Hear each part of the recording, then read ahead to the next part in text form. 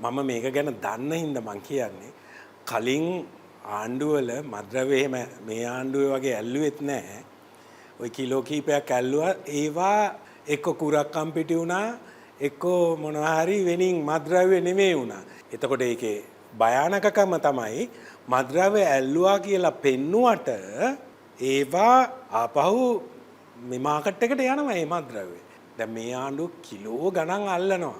මම කිව්වේ ජනාධිපතිතුමාට විතරයි මේ නීතියක් හදලා මොකද එතුමාට ඇත්ත උවමනාවක් තියෙනවනේ අපේ රටේ මිනිස්සු ගැන අපේ මිනිස්සු පවුනේ මම අවුරුදු ගාණක් තිස්සේ කියන එකක් තමයි අල්ලනේම ඒ වෙලාවේ ඩිස්ට්‍රොයි කරන්න කියලා. එතකොට අද මේ ආවෙත් එතුමාට ඒ කියන්නේ මේ කැඳවීමත් එක්ක තියෙන්නේ එතුමාගෙන් ඉල්ලීමක් කරා මේකට නීති හදන්න. මොකද ඇල්ලුවට පස්සේ නඩු භාණ්ඩයක් ඩිස්ට්‍රොයි කරන්න බෑ. ඒක නීතියේ තියෙනවා. ඒකට ගොඩාක් කරුණු තියෙනවා. හැබැයි මේකට අලුත් නීතියක් හදලා අල්ලපු වෙලාවෙම එතෙන්ට මැජිස්ට්‍රේට්ව ගෙන්නලා රස පරීක්ෂකලවත් ගෙන්නලා සාම්පල්ස් අරගෙන ඒ මද්ද්‍රව්‍ය ටික විනාශ කරන්න ඕනේ ඒ වෙලාවෙම අර සාම්පල්ස් තියෙන නඩුවට. එතකොට ඒක නීතියක් ඇටියට ඒක නීතියක් ගේන්න පුළුවන් කියලා මට හිතෙනවා.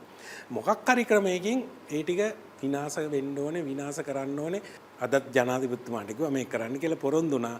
එහෙම නීතියක් හදනවා කියලා ඒක පොරොන්දු වුණා එතුමා. මේ වගේ වැඩ අපි කලින් අයට අපි යෝජනා කරා. ඒ කියන්නේ මම නාකටික් බියුරෝ ඉන්න කාලේ මම යෝජනා කරා. ඉතින් එහෙම උන්නේ නැහැ. එහෙම ඒ කාලේ දේශපාලකින්ට එහෙම මේක නවත්තන්න අවශ්‍යතාවයක් තිබුණේ නැහැ. මොකද ඒගොල්ලොත් මේවල පාට් කොටස්. ඉතින් ඒ නිසා මේ ගත්තු වැඩපිළිවෙල මේ කරන්න හදන දේ අවංකව ජනාධිපතිතුමා ඒක මෙතන හදවතින්ම මේකට උත්සාහ දරනවා කියලා මට ෆීල් වෙනවා සහ මිනිස්සුන්ට ෆීල් වෙනවා. එතකොට ඒ කරන සමස්ත වැඩේ ඇතුලේ ඒ අල්ලන කුඩු විනාශ කරන්න නීතියක් ගේන්න කියන එක තමයි මගේ ඉල්ලීම.